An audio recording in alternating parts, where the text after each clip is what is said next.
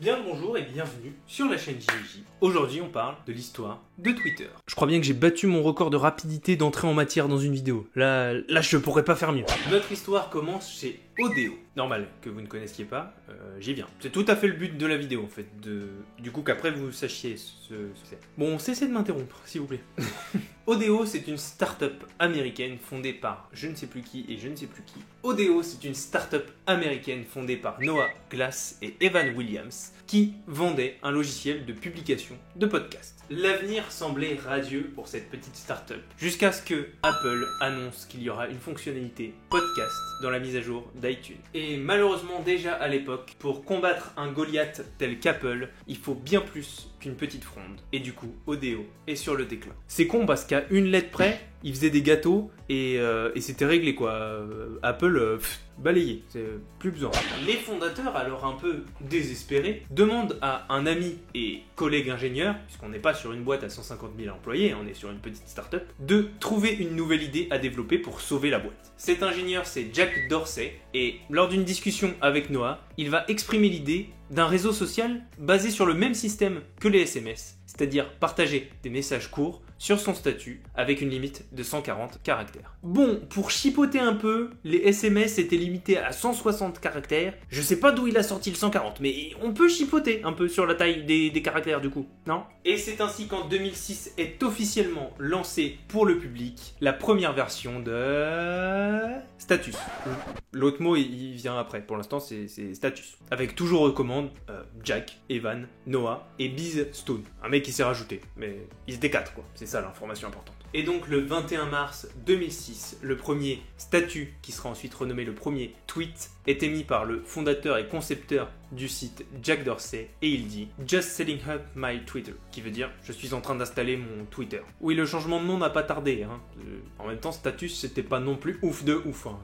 C'était même plutôt naze. Et seulement quelques mois après, en 2007, Twitter est officiellement créé et rachète Odeo. À sa tête, on va retrouver le nouveau PDG, Jack Dorsey. Au passage, il va renommer directement la société et le site par d'abord Twitter sans le E et ensuite Twitter avec un E, en référence au gazouillis que font les oiseaux pour communiquer. Et oui, c'est pour ça que leur logo est un oiseau. Je suis sûr que vous l'aviez pas vu venir.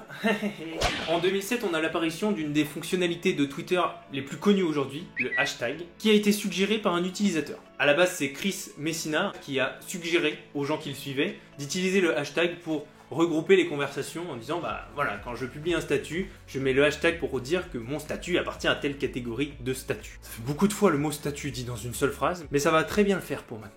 Et comme ça séduit assez les développeurs, et bah Twitter va officiellement reprendre la fonctionnalité, créant ainsi une petite révolution sur internet, puisque maintenant le hashtag dépasse largement le périmètre de Twitter sur internet. Et là, tout semblait beau, tout semblait bien parti, mais c'est exactement à ce moment-là que la merde commence. Parce qu'il y a un point que je n'évoque quasiment jamais dans l'histoire des grandes entreprises, et pourtant c'est un point commun à la création de beaucoup d'entreprises, c'est l'effet de l'ego, de l'argent et du pouvoir sur l'être humain. Parce qu'on partait quand même avec 4 lurons, 4 amis, puisqu'on était quand même dans une petite société, réunis autour d'une même idéologie, une même innovation. Et donc, on s'attend à ce qu'ils soient unis comme les doigts de la main, jusqu'à ce qu'on se rende compte qu'il n'y a qu'un seul siège de PDG dans une entreprise. Et donc, chez Twitter, c'est la dure époque de la guerre entre les 4 concepteurs pour ce siège de PDG et le pouvoir d'avoir Twitter entre ses mains. Parce que vous l'aurez sans doute noté dans ce que j'ai dit précédemment, c'est Noah et Evan, les PDG à la base d'Odeo, les concepteurs, les gens qui ont créé l'entreprise de base. Et Jack Dorsey, c'est le développeur de Status de Twitter.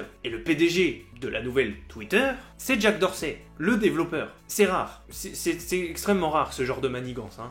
C'est rarement le développeur qui devient PDG devant les autres. Hein. Vous pourrez vous renseigner, il y a plein d'articles, il y a même des livres qui sont sortis sur le conflit entre les 4 PDG de Twitter. Et il paraît, dans la plupart des versions, que Jack Dorsey se serait servi d'une relation un peu conflictuelle entre les deux précédents dirigeants, Evan et Noah, pour passer un peu sur le côté et dire fuck tout le monde, c'est moi qui ai créé, c'est moi le PDG. Ce qu'on appelle dans le langage courant une belle douille. Voilà, une belle douille. Nouveau rebondissement, l'année suivante, Jack est remplacé par Evan. Et Evan va en profiter pour le foutre à la porte. Vous inquiétez pas, il va revenir. Hein. C'est pas la fin de Jack, voilà, hein, on n'a pas éteint sa torche, tout va bien. Evan, pour reprendre le poste, il a prétexté que Jack, il était pas très impliqué dans la société. Il paraît que une fois que c'était lancé, il se tournait un peu les pouces et il se la coulait un peu trop douce au yoga. Cette info est très précise, pas très intéressante, mais précise. C'est déjà bien. Mais on se débarrasse pas d'un Jack comme ça. Il va créer sa start-up qui va se péter la gueule. Alors là, péter la gueule, direct. Autant que Steve Jobs quand il est parti d'Apple, pareil.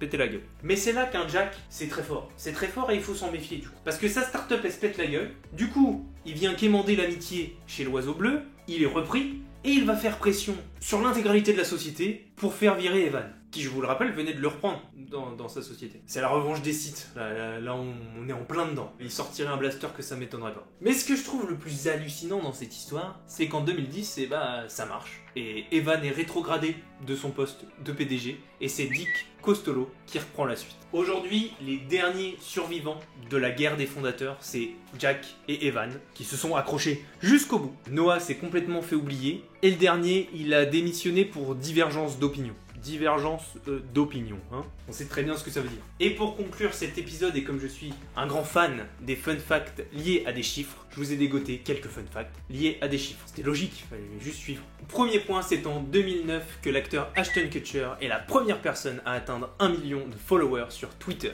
Il les obtient après une course aux chiffres acharnée avec CNN, la chaîne américaine. Je viens de me rendre compte que c'est exactement comme T-Series et PewDiePie sur YouTube. Ça veut donc dire que le clash T-Series PewDiePie, c'est un putain de plagiat. Dans le même type d'exploit, c'est la chanteuse que j'adore, Katy Perry, qui a été la première à avoir 100 millions de followers. Et aujourd'hui encore, elle reste la troisième personnalité à avoir le plus de followers sur Twitter, avec juste devant elle Justin Bieber et Barack Obama. Et pour conclure, on se retrouve en 2017 pour parler du message le plus retweeté de la plateforme. On retrouve un quasi-anonyme qui s'appelle Carter Wilkinson et qui a une discussion avec une chaîne de restaurants qui s'appelle Yo Wendy's, et il leur demande « Pour combien de retweets vous m'offrez des nuggets à vie à volonté ?» Bah écoute mon gars, 18 millions 18 millions, ça me paraît correct pour des nuggets. Eh bien, considérez que c'est fait. Comment on retweet? Bon, finalement, Carter, il n'atteindra pas les 18 millions de retweets, c'était un peu inconsidéré, mais il va quand même atteindre le score honorable de 3,6 millions de retweets. Tout ça pour des nuggets, hein, je tiens à le rappeler. Il bat alors le record de Ellen DeGeneres, qui avait publié cette photo, qui avait fait 2,4 millions de retweets. Pour cause, elle est connue par tout le monde, là, je ne vous apprends rien en vous montrant ça. Mais étant donné la pub incommensurable